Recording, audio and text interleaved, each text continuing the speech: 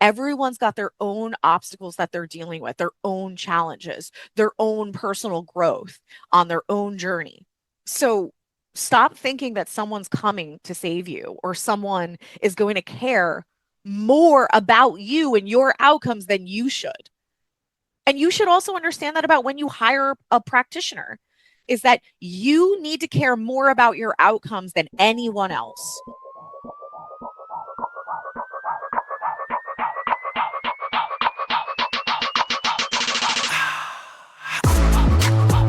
Welcome to Integrative You Radio, hosted by Dr. Nick Carruthers and yours truly, Dr. Nicole Rivera. This is the place where you become limitless. We are covering the latest and greatest topics, of course, in a disruptive fashion, around integrative medicine, mental health, and human behavior. We are also covering how those topics affect the human and family dynamics. We will be sprinkling in some truth bombs for our healthpreneurs so they can join us in our mission to evolve healthcare. If you are health curious and growth focused, you are in the right place. But buckle up, because this is real, this is raw, and this is disruptive. This is Integrative You Radio. Hello, everyone. Welcome back to another episode of Integrative You Radio. You never know what you're going to get in the beginning of this with my tone. All right. So we are talking about a really interesting topic. And I think some of this information is going to click and make total sense. And some of it is going to be like, holy crap, I never thought about it that way. But, it definitely makes sense. And part of this was stimulated by conversations I was having last week, particularly with the software company that we actually use for our virtual concierge practice. And one of the things that I was talking about with their new affiliate director is that a lot of practitioners don't realize that a software can make or break your practice. And the software really curates the experience for the patient, for the member. We call them members because we consider all of our people an extension of family, and you call your family a family member. We don't like the word patient. Also because patient, there is a certain identity of sickness around being a patient. And if you identify with sickness, you will always be sick. So total derail, because that's my jam. And as I was talking to her, I started thinking about the key things that play a role in health outcomes and also personal development outcomes. A lot of us are seeking out how to better ourselves in certain ways. And some of it is because we're experiencing pain, we're experiencing symptoms, we're experiencing life not being what we want it to be. And so we might be seeking out psychotherapy. We might be seeking out a life coach. We might be seeking out a business coach. We might be seeking out a doctor. And this is all to just resolve the symptoms that we have and move our life in the direction that we want to go. And as I was thinking about this, I started thinking about a specific book that I've read by Dr. David Hawkins, which he talks about the levels of consciousness. And I'm just going to make this really, really simple for those of you that don't know much about this. But I think we all can relate to the idea that when we are in a certain level of consciousness or we're experiencing certain emotions, we feel good. If we're in a place of looking around and thinking, wow, life is good and there's a lot of good things happening. I have so much gratitude for the people in my life or the new job I just landed or my better health, or we're experiencing joy because we're in a new relationship or we have a new best friend. And then on the flip side, there are the emotions that keep us really disempowered. They keep us really debilitated. And this could be fear, anger, rage, grief, shame. And so what David Hawkins did is he created a map, literally gave it a numerical value to say, when you are experiencing this emotion or you are in this level of consciousness, you are at this number versus this number. And so essentially the dummies version of this is 200 is right in the middle. And if you're above 200, you're in higher vibration emotions. You are experiencing a higher level of consciousness. So this is where joy and happiness and gratitude and enlightenment live. And then if you're below 200, you're living in more of a state of either fear or grief or shame or anger, rage, etc. And what's very interesting about it is that guilt and shame are the lowest vibration emotions on the entire map. And if you think about society and even, aspects of religion, sorry to be controversial for some of you, there's a lot of guilt and shame. There's a lot of guilt and shame in sexuality. There's guilt and shame around, who you marry, who you don't, the job you get, this quote unquote, what success should look like. There's a lot of guilt and shaming all around us that we are experiencing and observing since we were very, very little kids. But in the work of David Hawkins, one of the things that he pointed out is that it's actually been proven through a variety of studies that a patient's outcomes is dictated by the level of consciousness of their doctor. And of course, the same exact idea applies to anyone who is service based. If you are a therapist, if you're a doctor, if you're a coach, your level of consciousness as a service provider, as a coach, as a leader, as a teacher is going to dictate the outcomes of who you work with. And then obviously, if you are the receiver, if you are the client, the member, the patient, you have to really think about this because choosing any old person who's in your insurance network, choosing any old person because it's close to your house or because it's more convenient or because it's connected to your corporate office. This is not how we should be choosing our service providers. We should be vetting these people because essentially they are going to be shaping new programs in your mind. They are influencing your belief systems. They're influencing your thoughts. They're influencing your thoughts. They're influencing your beliefs, which is then influencing your outcomes. It's influencing how you look at life. It's influencing your perception. And, I think we need to be very, very, very careful of who we delegate that out to. And we also need to be conscious that this isn't about taking anyone's word as the gold standard. It's about thought provoking or taking it as thought provoking. We should be using what we gain from either service providers or our external environment in order to allow us to think bigger. And so that's really the whole point of coaching or even a doctor relationship is that I found myself doing so much consulting. Okay, this is what to do. And that's not how it works because every single person is different. Every single person needs different things. Every single person takes information and breaks it down differently and understands it differently. So it's really a matter of me as a service provider, as a practitioner, to ask better questions to yield more thought-provoking answers for that person, to get them to think outside of the box and to come up with what is going to be best for them. Because what I think is best and what I saw be best for someone else is not necessarily best for that person. And so this is the big difference between consulting and coaching. And there are a lot of people saying that they're coaches, but really at the end of the day, they're consultants.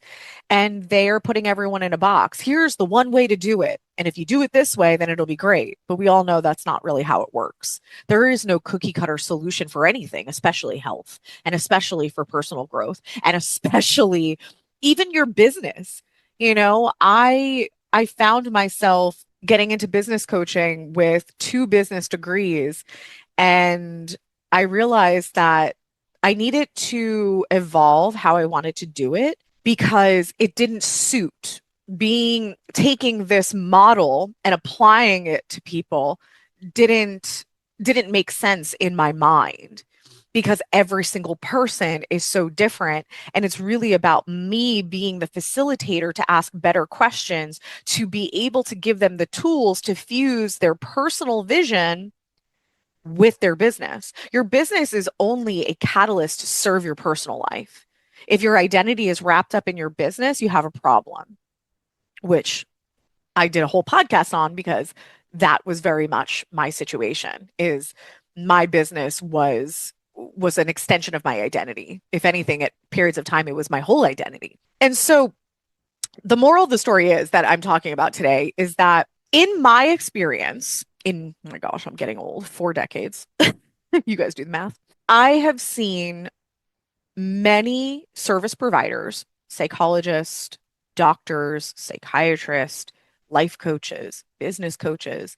I've seen them get into their industry because they had an issue, they had an experience, they had a trauma, and it put them on a path to want to help other people with the same issue, which is great.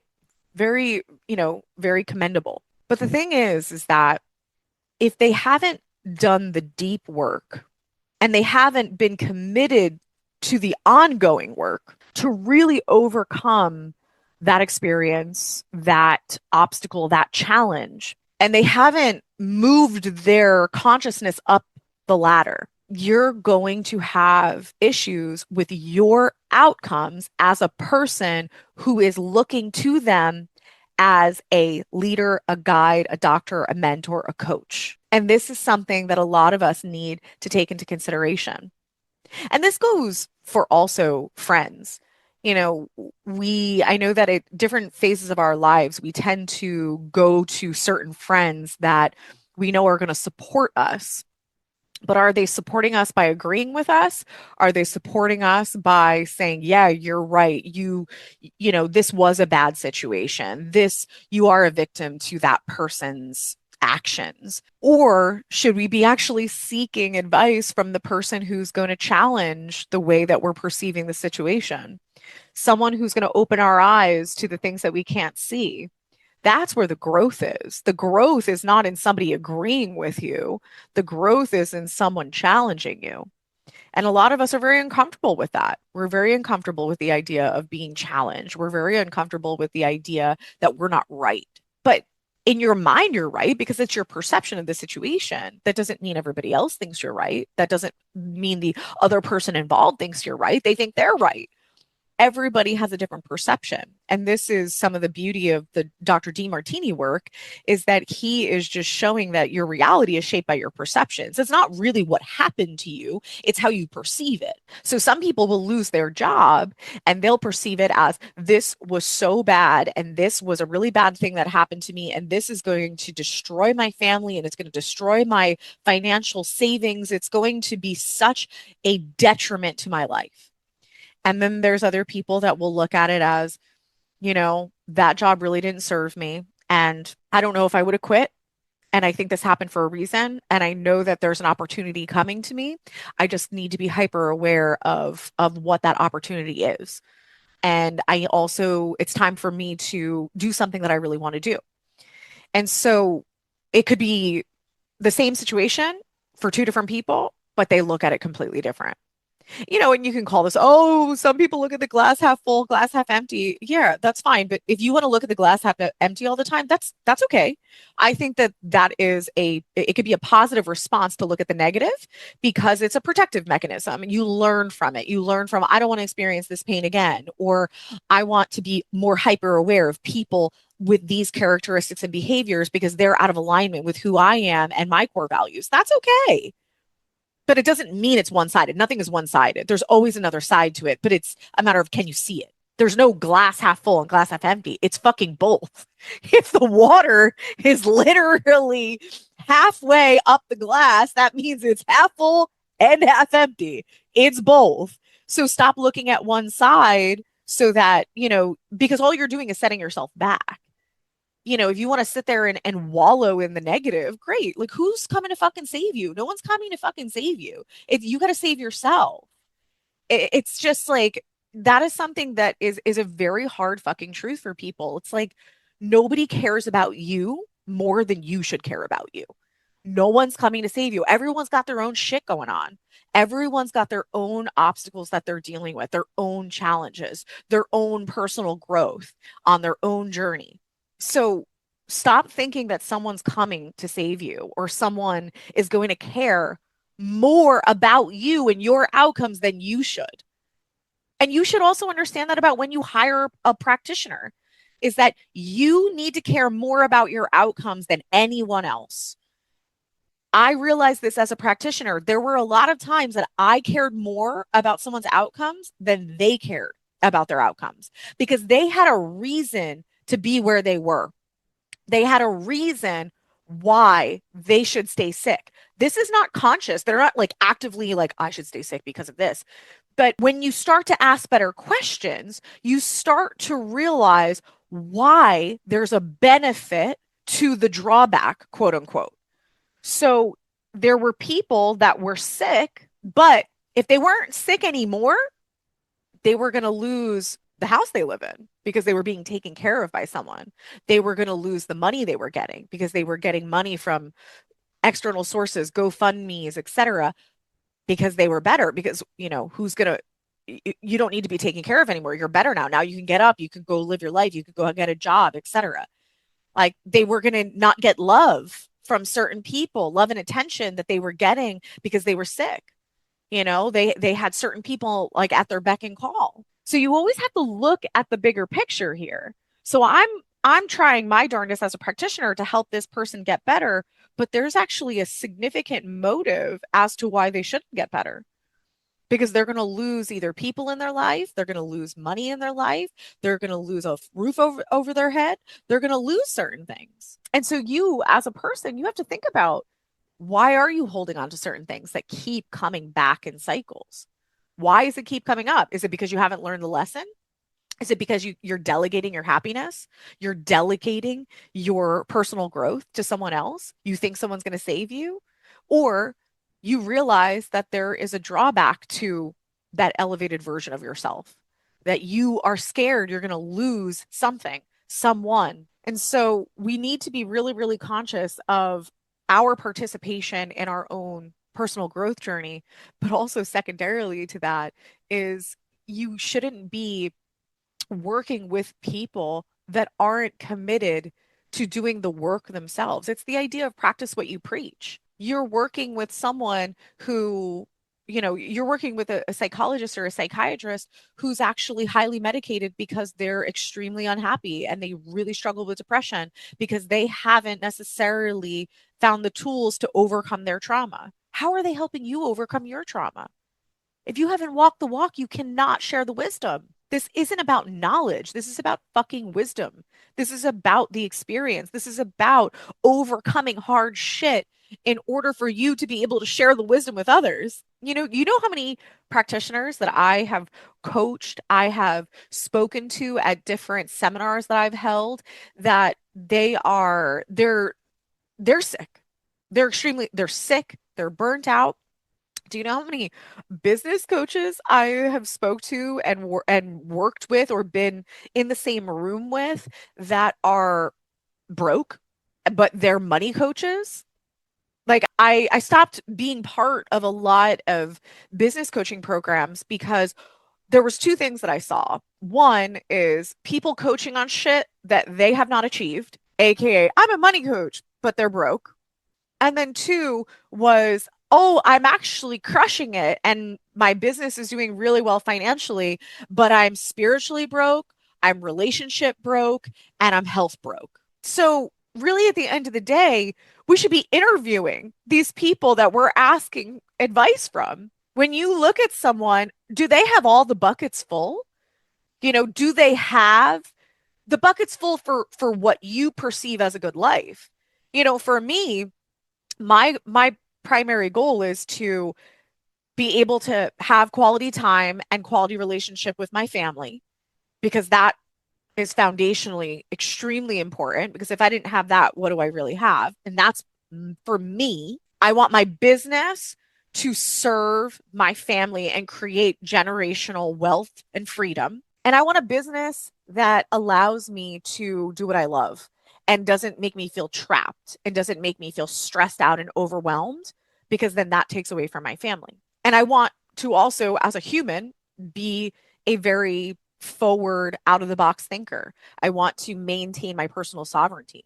So if I'm going to seek out someone to help me get to the next level of my life or the next level of my health or the next level of my business or the next level of my personal, mental development, I'm going to look for someone who's accomplished those things. They're farther in the journey than I am. They've accomplished a higher level of freedom, a higher level of wealth, a higher level of family dynamics where they have more time and more freedom, and they've created massive generational wealth. Like, I want to learn from the person who's achieved what I haven't achieved yet. And so if you think about this from the perspective of your doctor alone, is your doctor in tip top health, but also is your doctor someone who has other buckets of life balanced? It's not just they're healthy, but they're spiritually broke, relationship broke, family broke. Because if those things are important to you, think about it this way. Okay, you want to get healthy? You need to work out every single day. You need to eat this way, which requires you to meal prep every single day. And then you also need to do all these different therapies. You need to come to my office and you need to spend, X amount of dollars and X amount of time coming from the doctor that has health but is broke in all those other areas. So they're not looking at you from the perspective of how does this person maintain family dynamics, relationship dynamics, social dynamics, business dynamics. It's just go balls to the wall and spend almost 24/7 focusing on your health because that's what you need to do. That's not real life. And this is something that I didn't really think about, but a lot of my clients have said to me, they're like, you just make this so digestible, accessible, and easy to implement. And I was like, well, that's great because that's what I'm trying to do. And I realize it's because at the foundation is that I don't want to have my life be like, I live and breathe health and I'm constantly thinking about what I'm eating and exercising and this and that. I want to make sure that I am spending quality time with my family, that I have very healthy relationships, I have a healthy social life, that I have a business that allows me to feel on purpose and also allows me to create freedom for myself and my family. And I also want health, but I want health that is all about balance. I want to be able to go out to eat and not worry about it and have a glass of wine here or there. I'm not going to exercise every day. That's just not what I want to do. Do I want to get out in nature? Do I want to go be in the sunshine? Yes, I want to do that. But am I going to work out and lift weights for 2 hours a day? Hell no, not for me. And I don't expect my clients to do that either. It's all about the balance of life. And so I am going to tend to work with someone and they're going to get a lot out of what I do if they value the same things. They're like, I want health to be a piece of my life, but I don't want it to be what my life revolves around because I'm trying to gain health so that it serves the other parts of my life. I have health so that it serves my family, it serves my freedom, it serves my finances, it serves my business. There's a lot of power in that. If you have a vision beyond the vision, you're going to achieve your goals. So if you think about that, if you say, I want better health because I want less symptoms, there's a high probability you're not going to achieve that. Because what are you doing with that? What are you doing with better health? What are you doing with less symptoms? If you're not doing anything with it, the universe isn't giving it to you. No one's giving it to you. What's the vision beyond the vision? This is a question that I asked on our getting acquainted calls is why do you want better health? What are you going to do with it? If someone can't answer that question, I don't work with them because what I want to do and how I want to serve people is I want them to use their health as a catalyst to a better life. And if you don't want to do that, you just want less symptoms and you want to sit around with less symptoms, I'm not interested. I don't want that to sound bad. It's just in the phase of life that I'm in, if I want to be on purpose and I want to do the work that lights me up, that is going to allow people to get the most out of it because I'm going to be at my best, then it's someone who's like, I'm having a health obstacle. I want to get through this because I want to do X, Y, and Z. I have this vision for my life and I want to accomplish that vision. And health is my roadblock right now. Fantastic. We are going to be a perfect fit. But if you don't know what you want to use better health for, then you have more work to do before I would ever be a fit for you. And that's just me being honest. So the whole point of this podcast is for you to think about, who are you hiring to help you? Who are you delegating your beliefs and your thoughts to? Are they someone who has actually achieved the life or the goal that you are looking to achieve? Have they surpassed you? Have they achieved a level of consciousness or a level of life that you want to achieve? And so now you want to learn from them because they've already done it. They've experienced it. They've overcome the challenges that you need to overcome. Or did you hire someone because they were in network with your insurance? And now you think you're not getting results and you think it's just because this doesn't work. I say it every time. I think I should really change my podcast to be the thought-provoking podcast, because I'm just going to drop that bomb on you guys and you guys just marinate on that. Thought-provoking. All right, guys. Until next time. We thank you so much for being an avid listener of Integrative You Radio, formerly known as Integrative Wellness Radio. We appreciate all of your support. We love your comments. Please visit us on social media as well as our website to see all of the fun things happening behind the scenes and the new amazing content and courses that is being rolled out on a monthly basis. We hope to see you there.